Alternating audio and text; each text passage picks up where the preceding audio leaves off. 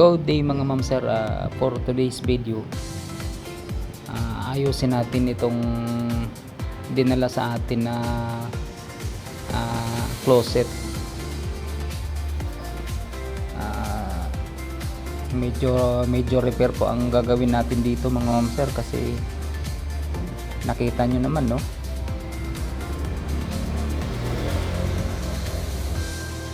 Tabi-tabingi ang paggawa. Ang dinala yan dito mga ma'am sir ay medyo basa pa. Siguro hindi siguro na gustuhan ng may-ari, kaya kinuha at pinaayos sa atin.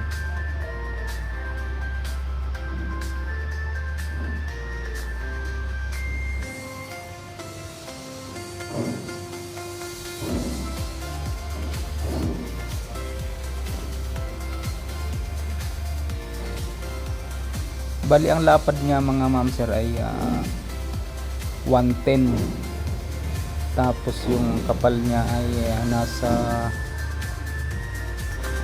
45 yata yun.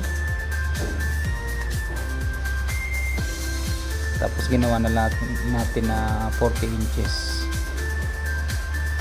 Ito na, tinanggal ko na yung mga pintuan niya, yung concealed hinges niya. Yung problema, sinama sa pagpintura ang concealed hinges, hydraulic pa naman sana siya, kaya lang magiging hamper yan doon sa pagsara niya. Kasi syempre pag tumigas yung mga pintura, imbis na smooth yung pagsara niya, hindi na makakilos yung spring niya.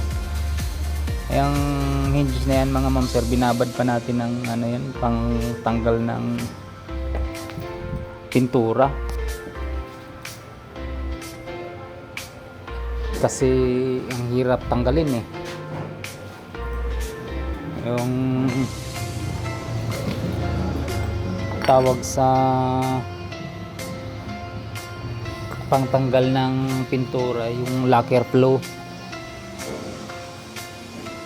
Babad nyo muna, tapos punasan nyo ng basahan. Kailangan walang makaharang doon sa pag close na yung spring. Ito na, tinanggal ko na yung backer board. Medyo ingatan nyo pag ganyan mga ma'am sir, kasi huwag nyong pukpukin direct sa plywood, kasi gagamitin pa yan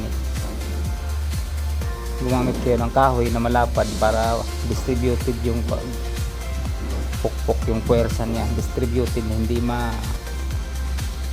butas yung plywood, kasi babalik ko pa yan. Ayan yung paglagay ng drawer slide mga ma'am sir, baligtad, tapos hindi pantay. Heavy duty pa naman sana yung drawer slide nya, kaya lang mali-mali po yung paggawa.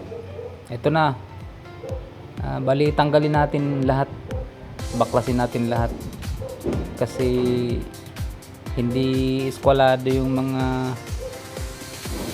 loob niya yung capsule niya hindi eskwalado Ayan yung sinasabi ko, pag magtanggal kayo, wag direct plywood ang pukpukin nyo. Kuha kayo ng kahoy, tapos yun ang pukpukin nyo para again distributed yung puwersa niya, para hindi masira yung plywood.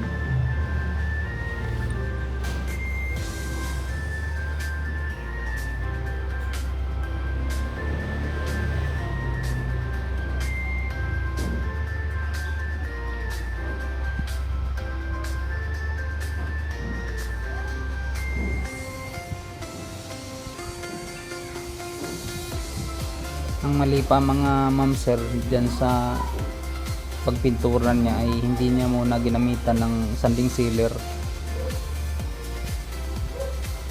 Dapat yan, sanding sealer mo muna, saka mo pinturahan ng kung anong gusto mong kulay. Yan, lihain pa natin yan, alisin natin yung mga puti, tapos palitan natin ng parang light brown siya na pintura. Latex po na pintura mga ma'am sir.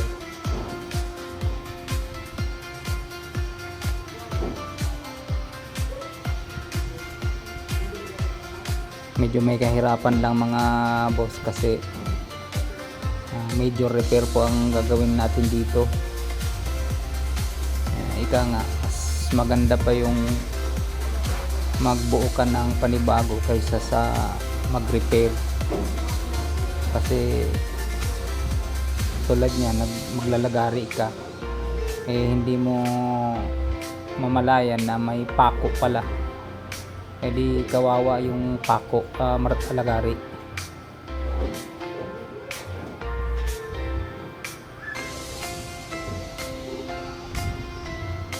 Dalawang beses pa nga ako nagpahasa ng lagari kasi isa rin yung plywood na yan, China. Sa experience ko kasi mga ma'am sir, yung galing China na plywood may mga bala ng gantakir, may mga welding rod na pinangdudugtong nila. Ito na mga ma'am sir, ito na yung pinaka karkas ng ating gagawing closet. Ito yung pinakababa na gawing drawer.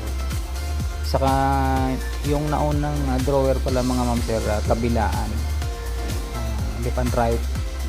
Ang gagawin natin ay dalawa, pero pag patungin natin,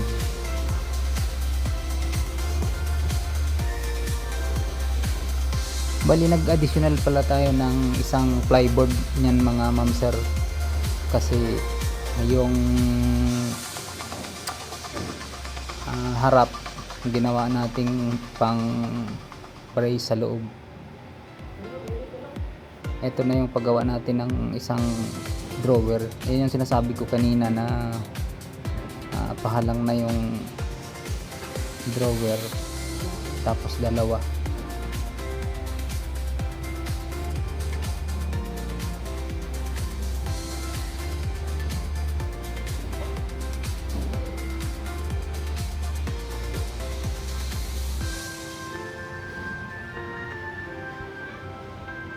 Ito naman yung pagbutas natin ng para sa concealed hinges.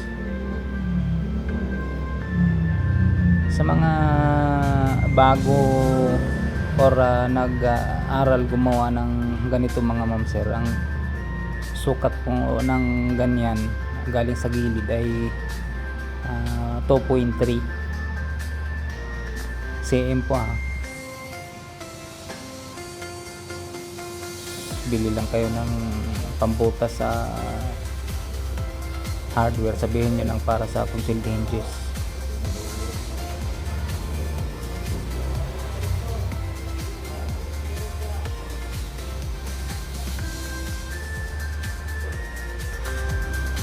And magbutas na yan mga ma'am sir, kapain nyo lang yung dulo ng pambutas niyo. Kung pumantay na sa plyboard, okay na yan, sakto na yan doon sa concealed hinges.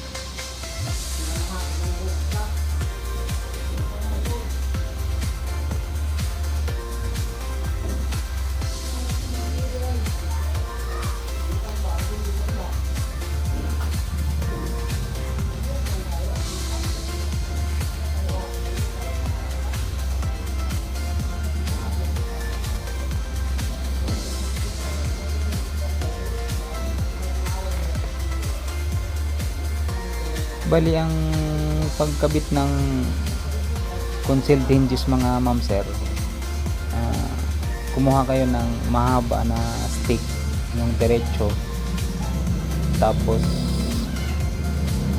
i-align ninyo yung dalawang concealed hinges.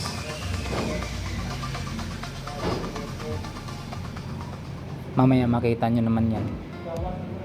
Unahin muna natin tong pagbutas para sa drawer handle.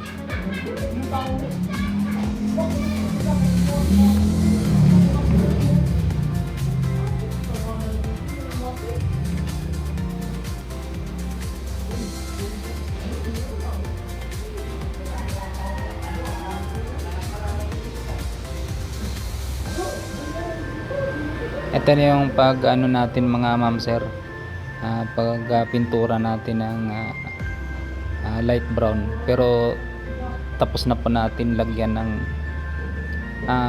punasan ng sanding sealer yan. Saglit lang naman matuyo ang sanding sealer mga ma'am sir. Ayan, punasan mo ng 2 beses, tapos pangalawa pag natuyo, lihain ng pino, tapos punasan ulit ng pangatlo, saka pa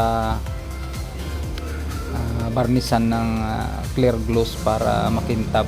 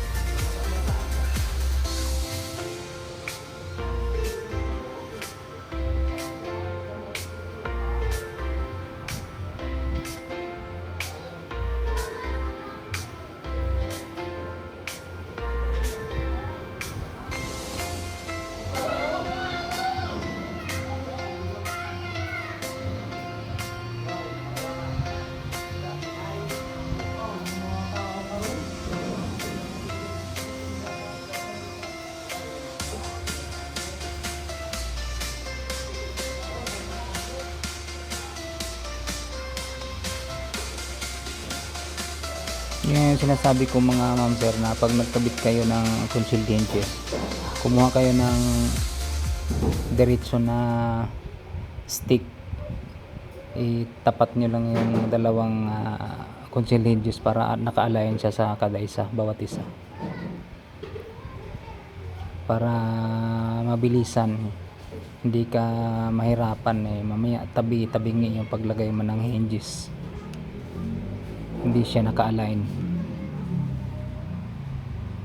Sa technique mga ma'am sir, yung concealed hinges ninyo, yung pinaka-tornilyo sa bandang dulo, ilagay nyo sa gitna, kasi para ma-adjust mo papasok or palabas.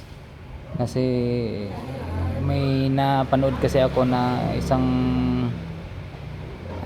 vlogger din, na kung ano daw yung pagkalagay ng tornilyo dyan sa may concealed hinges niya, yun na daw yun, wag na daw tanggalin. Pero sa akin mga ma'am sir, nilalagay ko yan sa gitna, kasi pag ganun na hindi mo galawin, paano kung paglagay mo nakalapat na yung pinto, so hindi na muna siya ma-adjust kaliwa or kanan. Ayan po ang purpose nung paglagay ko sa tornilyo sa gitna. Yan, kinakabit na natin yung pintuan niya.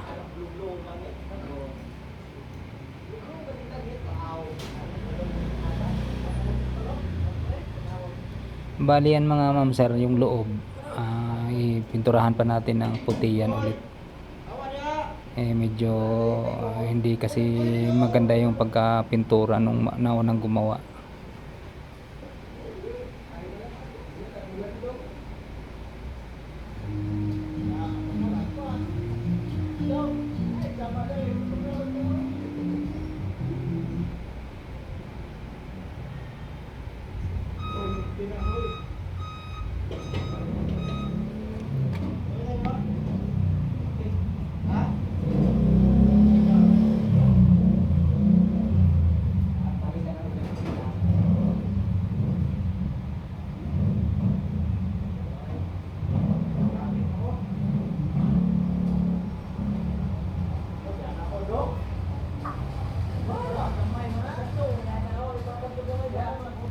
Ayan yung pinakamahirap na parte sa paggagawa ng wardrobe or closet mga ma'am sir, yung paglagay ng sa drawer slide tsaka yung pagtimpla sa hinges. Yan yung para sa akin, yan yung pinaka mahirap na parte.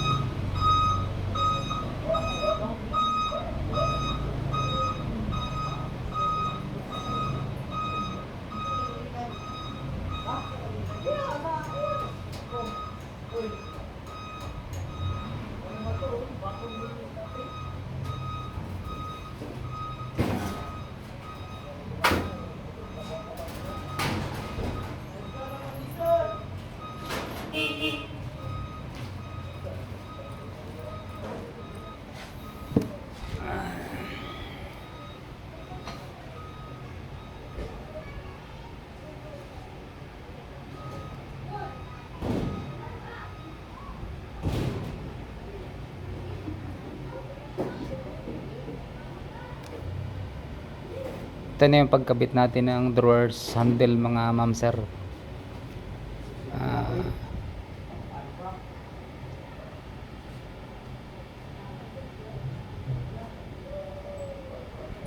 Ayan yung sinasabi kong lihain nyo pagkatapos coating ng 2 beses, tapos brush ng clear coat. Ayan na po mga ma'am sir ang pinakatapos ng ating ni-repair na closet or wardrobe.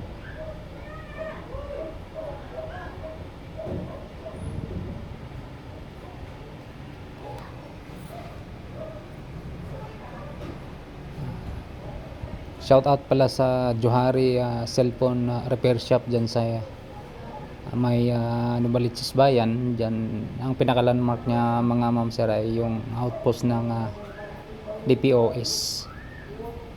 Kung gusto nyong paayos ng cellphone, laptop, pakabit ng LCD, dyan po sa kanila mga ma'am sir. Reasonable naman po yung presyo nila. Ito na po yung pinakatapos mga ma'am sir. Nakabit na natin yung drawer lock niya, 2 drawer handle yan. Okay naman, napagana naman natin yung concealed hinges niya na napinturahan. Nilinis lang natin, tapos nilagyan ng W40. Ayan po.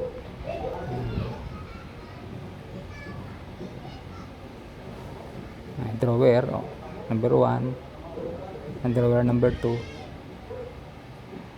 at nabarnisan na natin ng clear gloss. Ano po ang pinakatapos niya.